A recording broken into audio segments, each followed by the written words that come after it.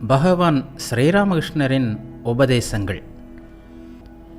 தனிமையில் அமர்ந்து மனத்திலோ வீட்டின் மூலையிலோ அல்லது காட்டிலோ தியானம் செய்ய வேண்டும். அப்படி தியானிக்கும்போது இறைவனே உண்மை, அதாவது நிலையானவர், மற்றவை அனைத்தும் உண்மை அல்லாதவை, சில காலம் இருக்கும் பிறகு இல்லாமல் போய்விடும் என்று தொடர்ந்து ஆராய்ச்சி செய்ய வேண்டும்.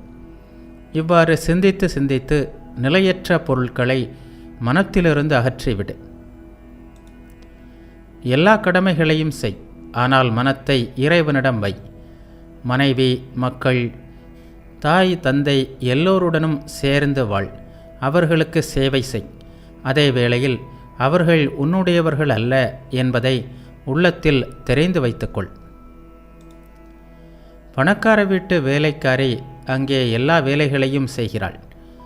ஆனால் அவளது மனம் கிராமத்தில் உள்ள தன் வீட்டையே சதா நினைத்து கொண்டிருக்கிறது.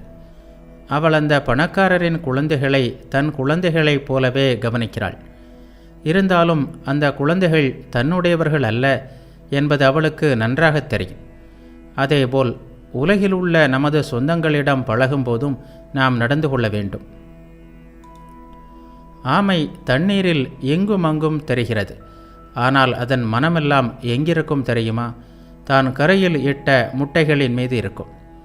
அதுபோல் இல்லறத்தில் உனக்குரிய எல்லா கடமைகளையும் செய், ஆனால் மனத்தை இறைவனிடம் வை.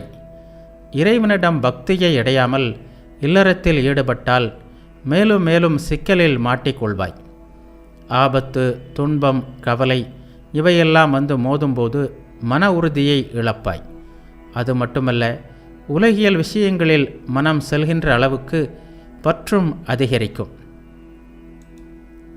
வெண்ணெய் எடுக்க வேண்டுமானால் உறையிட்ட பாலை தனி இடத்தில் வைக்க வேண்டும். அசைத்து கொண்டிருந்தால் தயிர் தோயாது. பிறகு எல்லா வேலைகளையும் ஒதுக்கி வைத்துவிட்டு தயிரை கடைய வேண்டும். அப்போதுதான் வெண்ணெய் திரண்டு வரும். அதேபோல தனிமையில் அமர்ந்து இறை சிந்தனையில் ஈடுபட்டால் மனத்தில் ஞானம், வைராக்கியம், பக்தி முதலியவை உண்டாகிறது.